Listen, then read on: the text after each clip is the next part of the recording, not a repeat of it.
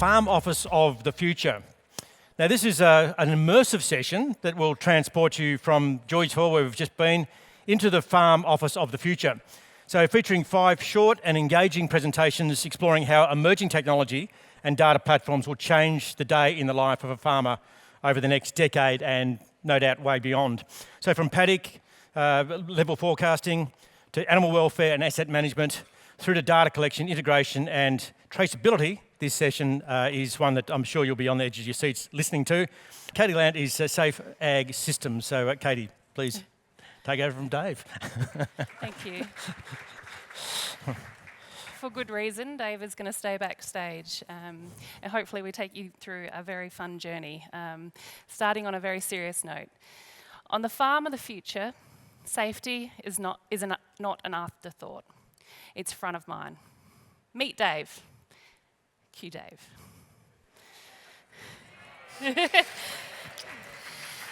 Come on.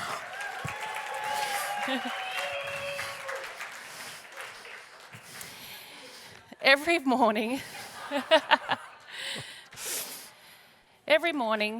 Dave asks his team to check in and start their day, and he asks them to check out when they're done. This simple action plays a crucial role because in moments of uncertainty, knowing exactly where your team is can prevent emergencies from escalating. On this particular day, Dave notices something. The weather is rough. The air is dry and dusty, and the heat feels relentless. This is more than just a typical workday. It's a risk. Dave knows that harsh weather conditions mean higher risk. Heat exhaustion, dehydration, and dust-related health issues. They can sneak up on anyone. He communicates this to the team. He sends out a message through the SafeAg notice board, urging them to take care, hydrate, and keep their hats on. But David knows that generalised safety reminders aren't always enough. Some risks are personal. For Helen, one of his team, it's her asthma. Dave takes a moment to check SafeAg. Is her asthma plan uploaded? Is it shared with the whole team? He needs to know if something goes wrong, they're all prepared. Dave opens Helen's profile and checks it's visible to the whole team. This way, if something happens, they'll know exactly what to do. And then the worst happens. Helen triggers an emergency medical issue. She's having an asthma attack, and seconds matter. But because Dave's team is connected and prepared, things start moving quickly, and the platform shows exactly where Helen is on farm and who's right next to her to help. Dave contacts Adam, who's nearby. Adam, did you get the message? Helen needs help. Remember, her action plan for asthma is on the SafeAg app. I'm on my way. Exit Dave. Go help. Go, Dave.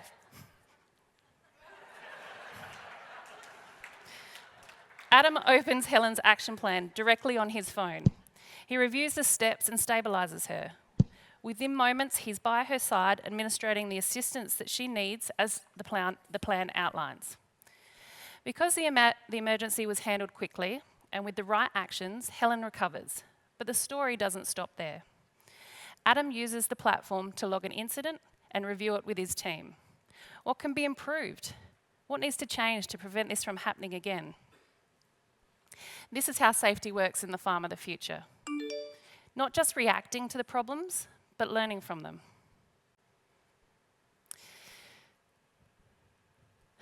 Too quick. Thank you, Dave.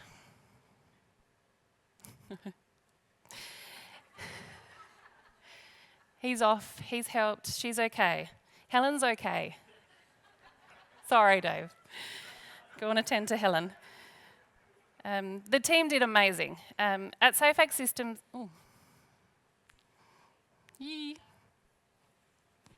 At SafeAg Systems, we believe that every farm deserves to thrive. And with the right tools, every worker can feel confident, connected, and safe, no matter the long list of challenges each day brings.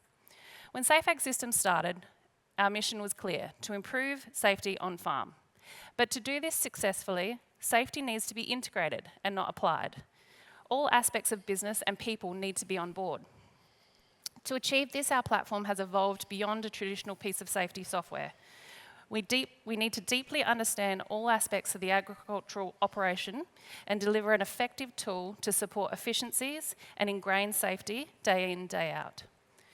For our clients to succeed, SafeAg needs to be a complete operational platform. This means our product focus widens. This is a difficult path to travel as a software provider. But if we keep a clear focus, not on what you grow, but on your people, your assets, and your business compliance, we've got clear guardrails. Imagine a single system that allows you to manage the critical information required to stay compliant, not just in safety, but across employment, ECG, machinery, equipment, and other key areas of your operation. Digitising maintenance records, setting reminders, logging hours, tagging out faulty equipment. Ask your workers to perform pre-operational checklists just by simply scanning a QR code. Any piece of information, any instruction, training, task, rule, right in the hands of your employees, ready for when they need it. A clear expectation from your business to operate safely and professionally, communicated to any visitor or any contractor that comes on site. Every record, report, piece of evidence in its place, eliminating that last-minute scramble for your massive auditing and certification requirements. Whether you're coordinating a safe harvest, managing new workers, or pulling records to be certified, the platform keeps everyone aligned and connected, no matter where they are. It's about creating a smarter, safer, efficient way to operate. With SafeAg, you can ditch the paper and cut down on admin time and connect your team. And the best part, in this farm of the future, safety is embraced, leading to a significant reduction of injury and incident across the whole industry, which we very much need. Thank you.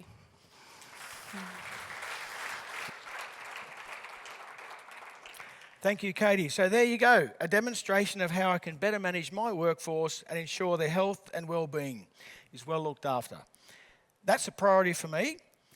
And this very region here is a hotspot for storm-induced asthma, in case you didn't realise. It's where some of the very first innovations were developed around pollen monitoring, pollen counting and alerting regional communities, and the hot and dry conditions that we're experiencing right now. Now, in my mixed farming operation, I've got both Angus and dairy cows. So let's have a look at them now. Dr. Kenneth Sabir, VP of Research and Development for AgriWebb, would you like to join us on stage? Thank you, Farmer Dave. Digital Agri-Food Summit. We're all here to address these three issues. How do we feed our growing population without using more land while lowering emissions? Now, of course, there's no silver bullet. We're all working in our own area. 10 years ago, AgriWebb focused on the livestock area. So, how did we do this? We wanted to digitize the supply chain. Farmers love their data. They've been collecting it for decades. If we can digitize it at the source, then we can feed it through the supply chain. How did we do this? How did we get the farmers to enter in the data? We had to make a holistic system to cover all the records happening on farm. So this includes like over 26 animal records, including cropping, some basic cropping records as well, task management, inventory management. We had to make an intuitive visual interface to make it easy to use. And we had to make it work in the Australian climate, which means offline support automatically sync when you get back on farm. Over this time, we've ended up seeing over 60 million head through the system in 10 years. What can we do with this data? How do we use it for value back to the Australian farmers? Our idea is to create a livestock supply forecaster. So this is using the best-of-breed domain models that the biophysical models that the scientists have been working on for decades, using them as an input, and to be able to feed in the inputs for machine learning as well. Now, machine learning, AI, it's not a big scary thing. It's the same thing that the scientists have been doing. We're just trying to improve on those results. So this includes pasture growth. So what's been stopping people analyze the satellite imagery for pasture growth? The missing one ingredient, the animals. Which paddock were they in? So through partnerships that we're working with the Cibo labs here, we've got other partners as well in the project, in the ForageCaster project, we can do this. Likewise, machine learning over 60 million head of stock, so we can understand the different conditions and how they're growing.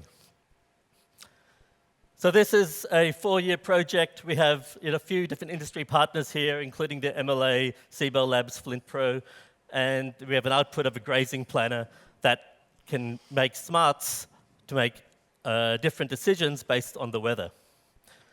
Now, this isn't going to be a crystal ball that's going to dictate how the weather's going to work, but it's going to give the farmer the opportunity to run the complicated weather data through the system so they can make plans for the wet and plans for the dry.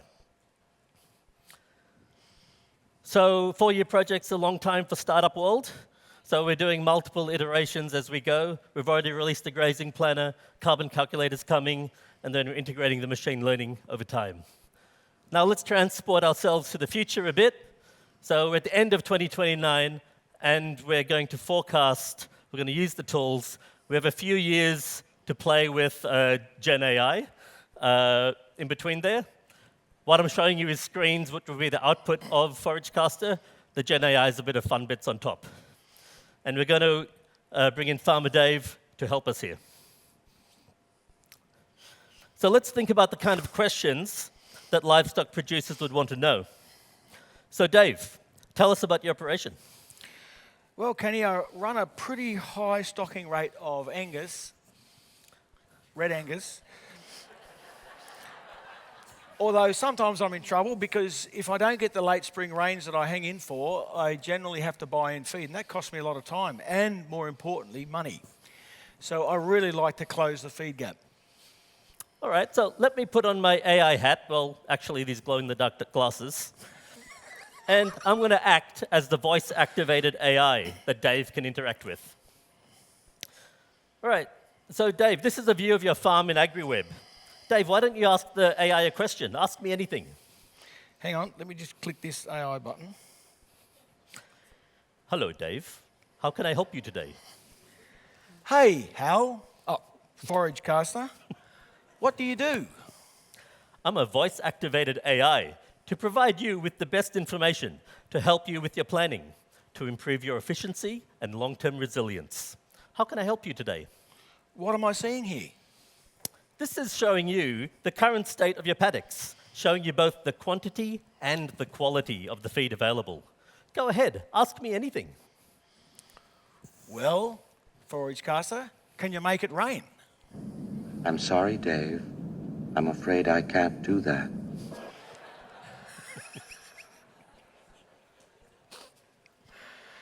Okay, should I buy more stock next month? So Dave, we can help you create a scenario for buying more stock. So we can help you analyze the profit and impact to your farm. Do you want me to give you the answer straight away, or shall I walk you through the scenario creation? Let's do a walkthrough. Great. Let's get started by creating the scenario for you. How long do you want to plan for? Next 3 months? Looking at the previous rainfall and comparing it to historical averages, we appear to be having moderate rainfall. So we will continue using moderate rainfall for the initial simulation. I will create a future purchase record for you using market prices. How many head are you thinking of buying? Let's say 222. Okay, let's create a rotation to put this new mob in your paddocks. Dave, did you have an initial paddock in mind to start off your new mob? Yes, I do. Stick them in amber fallow. That's the one in the middle. I can do that, Dave. Now, shall we auto-lay out all the other paddocks for you for the most optimal grazing rotation? Yes, please, but why is it optimal?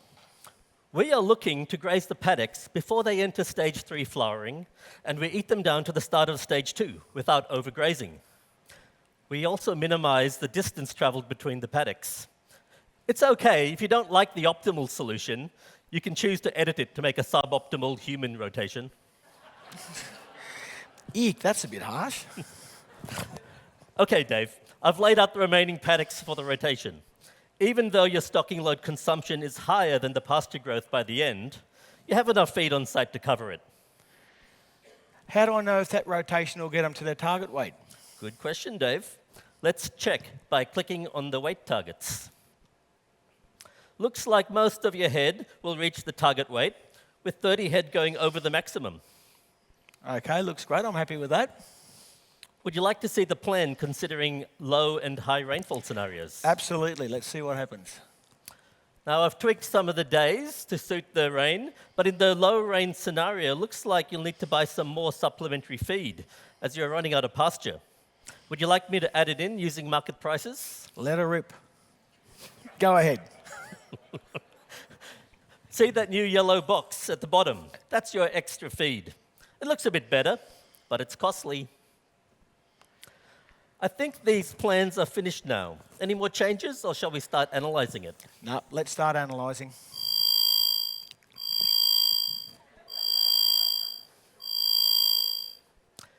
This graph shows you all your expenses and income for the various weather scenarios, with that little black line representing the net expected income.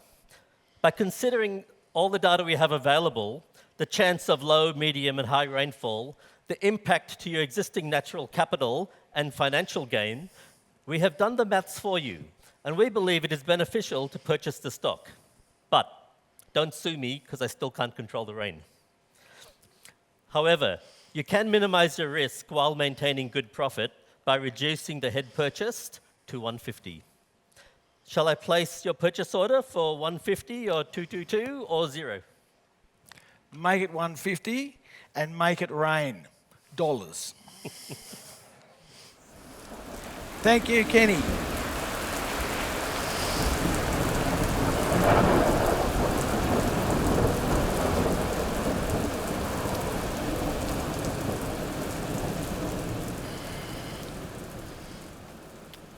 And it's raining. And can I remind you, it's 2030. So that means for me that my adult children are finally out of the house. And it means that I've actually aged incredibly well and don't look a day over 80. So I'm Matt Shaffer, I'm the CEO of DataGene. And just a little bit about DataGene before we kick off on this app that we're going to talk about. So DataGene is an industry-owned organization set up by the dairy industry to drive genetic gain and data-driven decisions. So we do effectively 3 things. We do genetic evaluation for the dairy industry. So last year, we calculated 7 billion breeding values and distributed them to Australian farmers. We also created a central data repository for the dairy industry where we move data back and forth. And we are aiming for a single-entry, multi-use system. And the third thing is we also do IT consulting and development of apps for other third parties. And that's what we're going to talk about today is one of those. And I'll come back to the collaborators on this party a bit later. But first of all, Dave, I'm a bit concerned about your dairy cow. You know, he's got a herd of supposedly Angus. I'm a bit concerned about how they look, and I'm not sure how we're going to look at the others. But let's check in on Dave and see how he's doing with his cows. This is going to cost someone some project funds.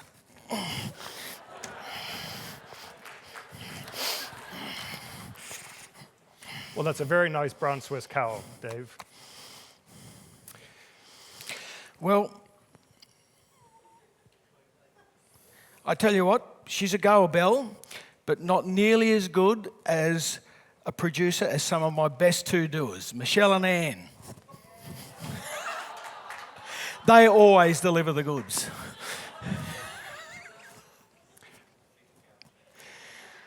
Okay. There's been a bit of rain over the last week, and I've noticed an increase in mastitis in my dairy herd. Yes, how many of you know what mastitis is? Okay, a few of you.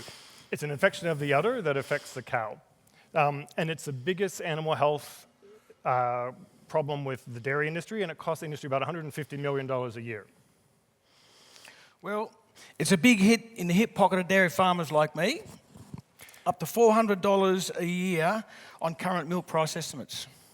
And that's why, since 1999, we've had a Countdown Down Under program launched by Dairy Australia, which is proudly displayed on your apron, Dave, that you're so well dressed in.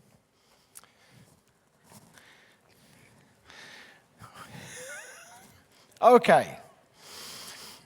2/3 of the antibiotics used in dairy cattle are for treatment and control of mastitis. Not all mastitis infections need medications, and not all cases respond to antibiotics anyway. Traditionally, we treat every case in order to look after the health and well-being of our animals. But we also see a significant opportunity to reduce antibiotic use through more informed decisions about which cases will not respond to treatment. That's right, and this project also looks at improving data capture so that farmers can benchmark themselves as well as industry being able to demonstrate sustainability criteria. And we're also leveraging off of industry investment in the central data repository. So Dave has 2 brown Swiss cows, which are the same color as a cow on the stage, I might point out.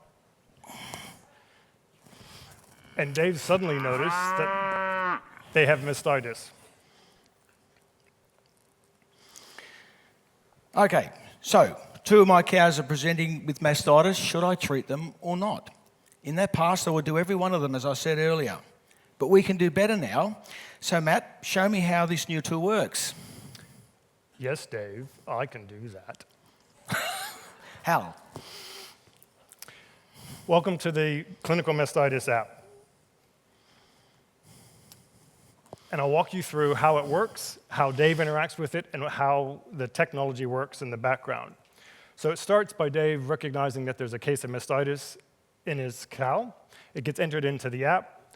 That data goes into the central data repository and then gets merged with data that we collect from other organizations such as herd test centers, milk laboratories, the farmer themselves entering all kinds of other data about health events, as well as pathogen tests, which we'll talk about in a little bit.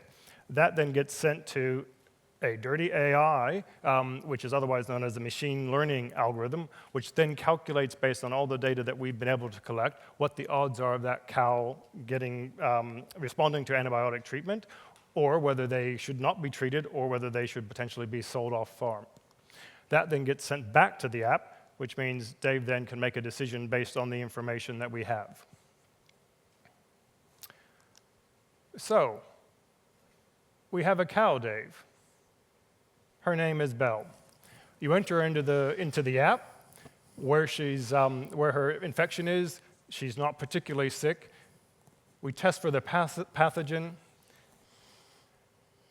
and the system goes away and says, well, which pathogen is it? And in this case, it's Strep uberis. And Strep uberis is treatable with an antibiotic, so the system will actually recommend, Dave, that you treat the cow with a antibiotic. And make sure you get the correct quarter, David. Oh, only kidding. Be kind.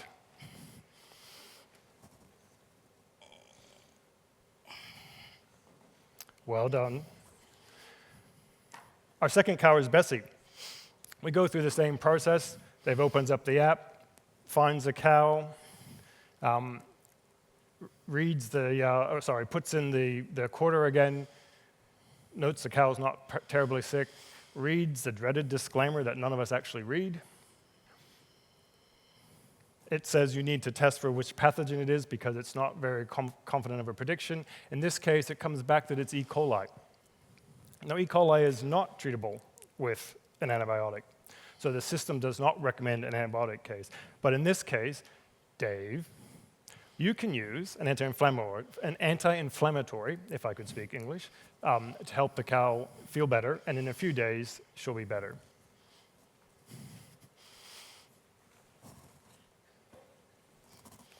There, Bessie. In a few days, you'll be as good as Anna Michelle and are ready to go. Just like my job. Not after you win an Oscar, David. So remember, we're in 2030. We're looking back, and since this app was launched in 2025, we've reduced the use of antibiotics for treat mastitis on herds that use this app by 80%. So I'd like to, at this stage, thank all the collaborators you see on the screen. This has been a big project across quite a range of us, and it's been fantastic to work with University of Sydney, UTS, Charles Sturt, Coles, and of course, Food Agility and Dairy Australia. So thank you very much.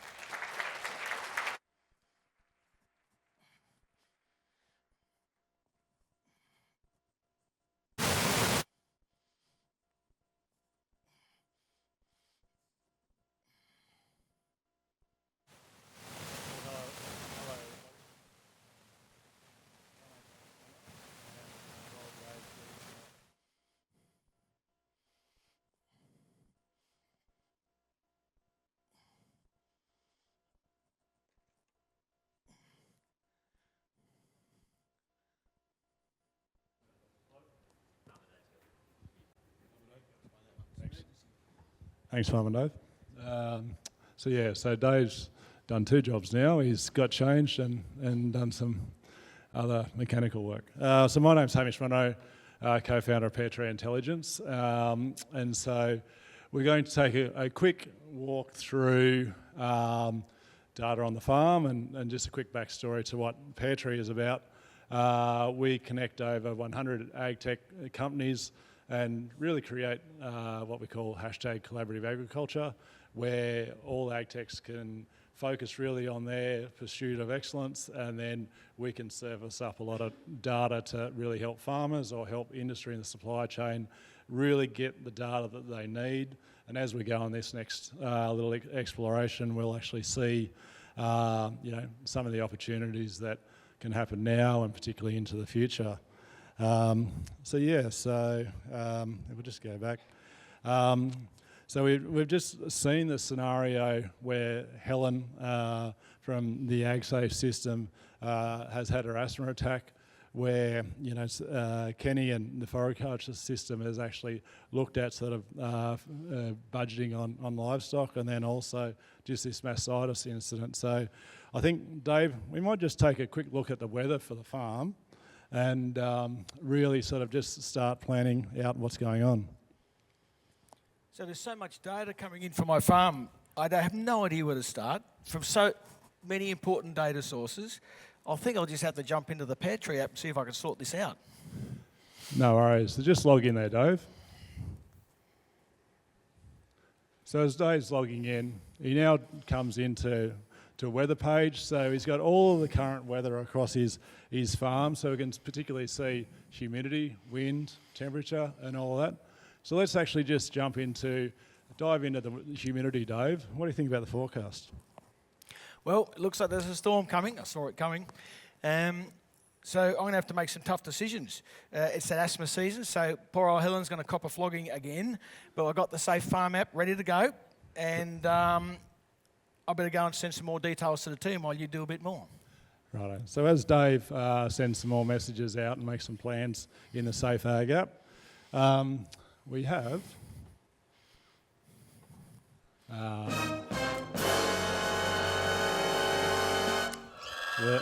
a delay for a start, but we have a journey of 2 decisions that we can just go through now. So we'll take you through a journey of how Dave will get to a decision across a number of ag tech companies of whether he should sell the cattle or cut some crop for hay. We're going to dive firstly into Pairtree's livestock summary, and what we've got here is a dashboard where we've got about 10 different integrations that are coming in. At the top, we can see on the far right, Cibo Labs, the pasture across the farm, which is now. The middle screen at the top is minus a month, and then what it was looking at last year. And as Dave's scrolling through, we can quickly see the different tanks that he's got. And then we can see in a graphical representation what the food on offer is through up until now and compared to last year. We look at the DSC loadings from AgriWebb to see what the stocking rate was. And now we're looking at the markets for Carcore, which is the local sale yards, some pricing from Auctions Plus. But then more importantly, we're starting to look at Optiway and seeing that the growth curve of our cattle, there's a lot of weather data here. We can see we've got about 4 mils of rain forecast.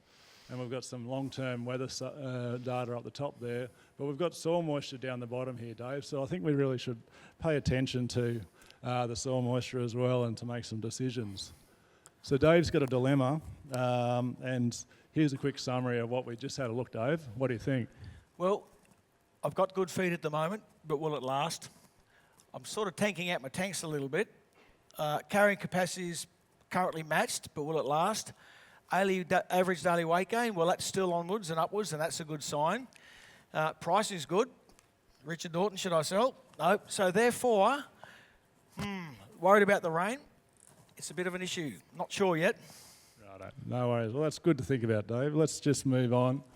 And so now let's go in, let's have a look at the crops and really understand what's happening around your forage crops that you've got.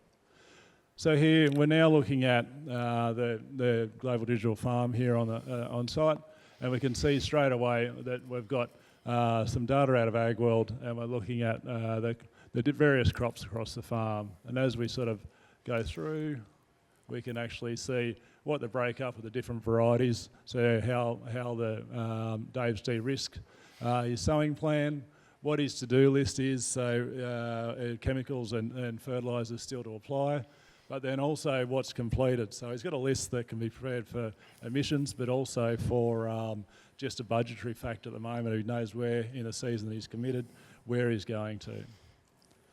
Now further, Dave, you just switched over and we're just going to take a bit of a dive into what we call Paddock Connect. And this is where all the data at particular paddocks that were of interest, where we think we might have a frost event, let's just dive into those paddocks. So we start clicking on a couple of paddocks there, Dave, that you're interested in. So we again jump into the AgWorld feed, and we're now looking at just the oats. So the first paddock we've got there is, I can't read that, Regency variety there, but we now find that you've got some Yarran oats as well. So we've got two different varieties across your oats. So we've just got to try and work out what is best to do. We can quickly see there that there was a frost event a couple of days ago, and there's been a little bit of rain, but not much to do. So diving into data farming, we can see there's a remarkable difference between those couple of paddocks there, Dave. So there's some good insights into just having a look at what you've got there. So let's just look at the soil moisture now and dive in. So you're diving in there. You're pretty quick around the page there, Dave, so you're doing well.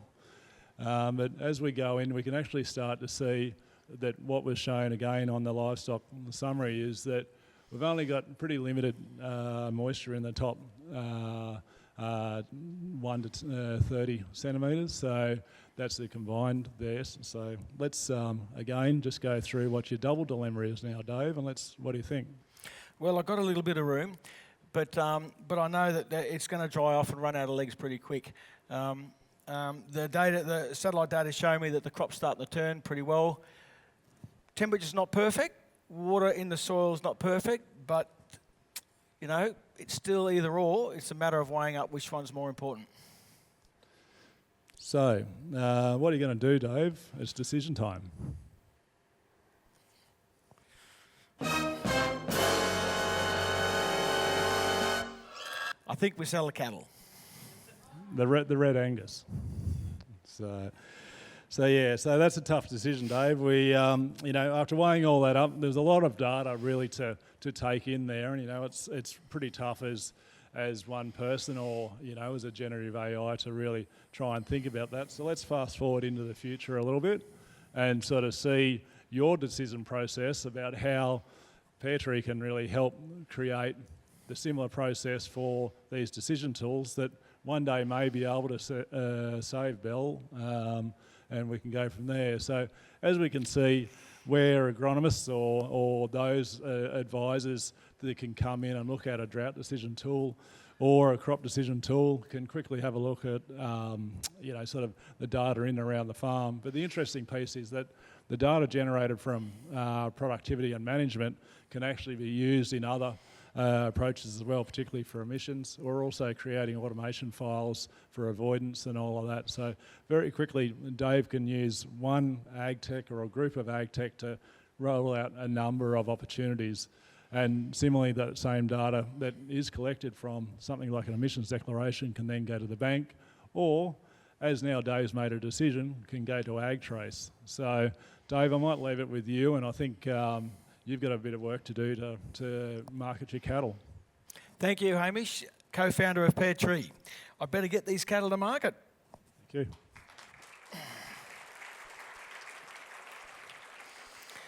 Okay, so I'm going to send my cattle to market, but I want to go to the international market. And I want to be able to present my land management sustainability credentials. Why? Because for this particular market, I'm going to need them in order to get in.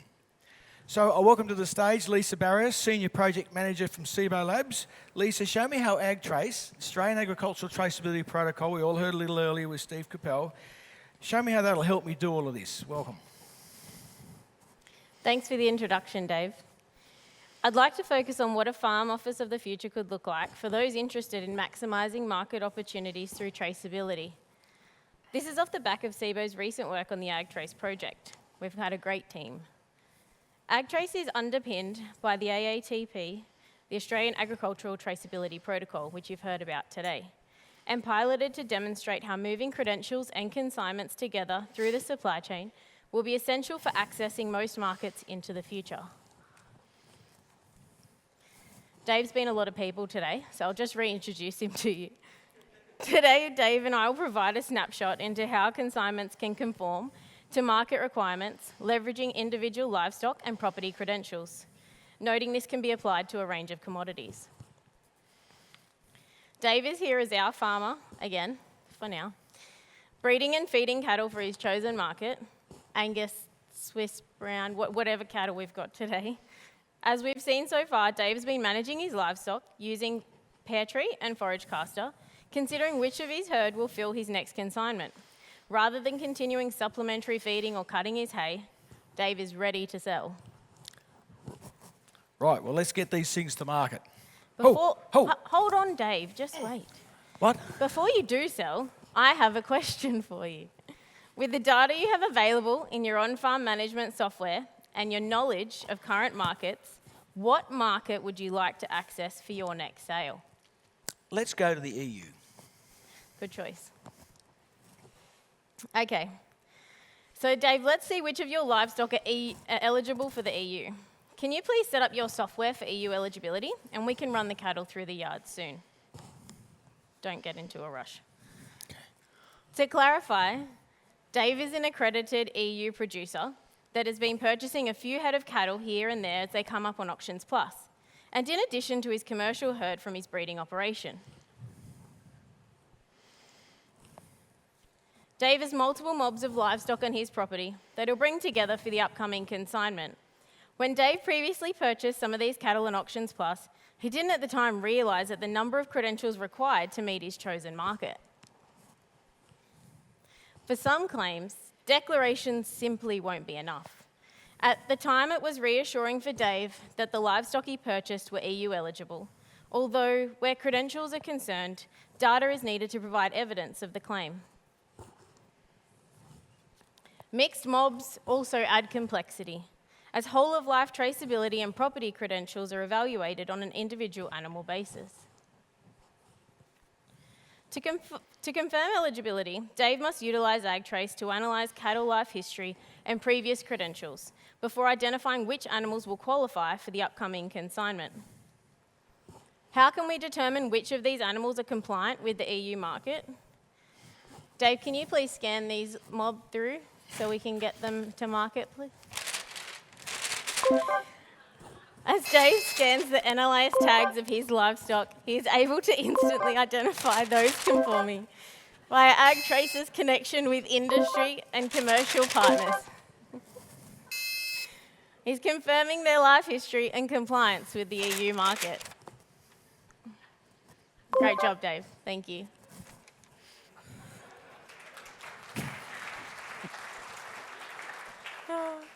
Here we can see Dave's mob of mixed animals and those selected for eligible EU consignment. The data traces back to the property of birth and any locations in between their arrival to Dave's farm are verified. But how did these animals and the properties where they grazed on or were fed on obtain their credentials? Dave, can you jump online so we can show everyone the process, please? Okay.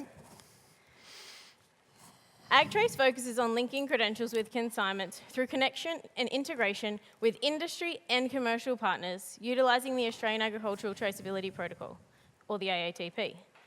Let's explore the AgTrace EUDR credential, focusing on a property assessment against EUDR regulatory requirements for land management. So, for this process, to begin, the property owner needs to map out their farm. Can you select your paddocks, your parcels in your farm, please, Dave? Yep. Selecting these property boundaries, thus creating a geolocation or polygon, allowing for the farm to be assessed against only its own management practices. That's really important. It's assessing it against its own boundaries, its own parcels of land that may or may not be connected, not that of a neighbour, a state forest, or someone else locally around the farm that may be considered in a point situation. This is followed by the request of a property assessment and agreement to share data through the supply chain. Data is only shared with necessary groups that should have access to the data.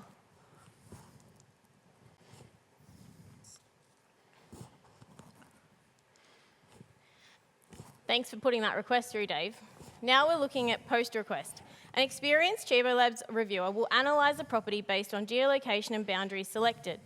To complete the assessment, the reviewer will run through a series of spatial layers and masks developed to align with the definition of EUDR in this case, as well as the Australian interpretation considering state and local laws.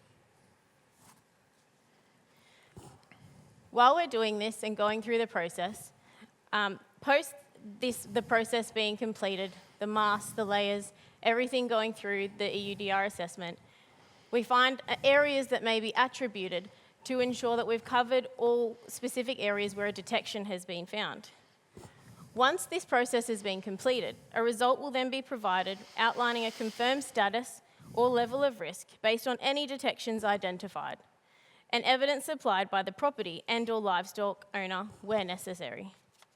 It's a process where we work together with the farmer, making sure that the communication and result is exactly what it needs to be, but also accurate against the detections found. Data is then stored and available to any groups the property owner grants access to.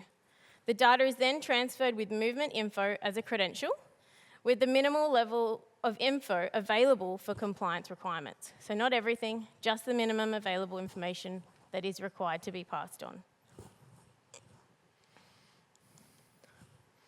Now that Dave has his consignment of eligible animals ready, as you can see, they're Angus as well, it's time to ensure we gather necessary info to pass on to our buyer. Dave, could you please give your buyer a call and, what's that cow's name again, sorry? Just can't remember this time. Brutus, this one. Okay. Can you take her off to market and get her on the truck? Richard. Yep. Have I got a deal for you, mate? They're coming. All right. Once Dave takes his herd off to Richard, obviously, get the best deal. Dave is. Let's hope that the animals are happy to get off to their new destination. So we must ensure that the receiver, in this case the processor, receives all required information so that the animal's digital product passport can validate the EU compliance claim. This is essential for accessing the EU market with confidence and avoiding penalty. Once processed, the digital product passport is generated. Market eligibility is confirmed through a risk-based verification process and shipped into market. Might slow down just to give my friend a bit more time. In this case, we find ourselves in France.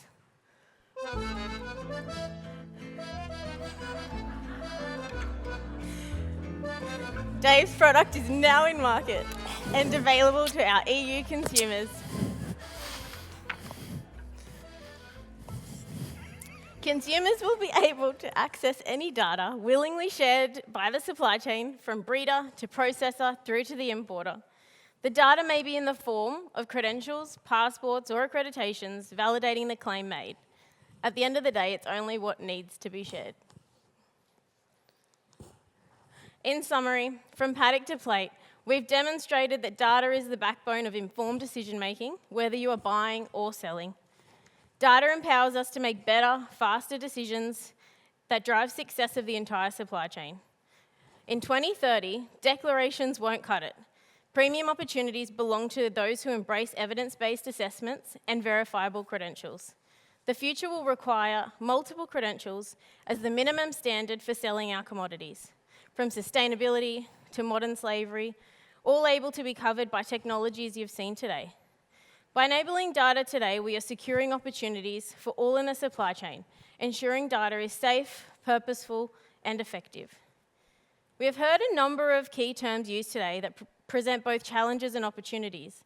Transition, the time to transition, losing control, rewiring, climate labelling, market expectation, and data exchange support, all of which are relevant to keeping traceability in mind. So with that in mind, for the Australian Industries Farm Office of the Future, the mission is clear: enable data and assure access for everyone to unlock the full potential of farming operations. Thank you.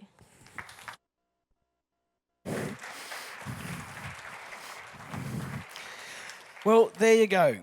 That's just a glimpse of how the standard farm office of the future will actually not so distant future will operate. Many of the tools and innovations you've just witnessed are already appearing in the marketplace, and some, of course, have already been there. So what I'd like to do is I'd like you to close your eyes and we'll bring you back to reality, or the present day, which is not so much farther, with some magic words. Tnesherp et ot cab. Okay, so first of all, let's have a round of applause for our presenters, Kate, Matt, Kenny, Hamish and Lisa. Thank you.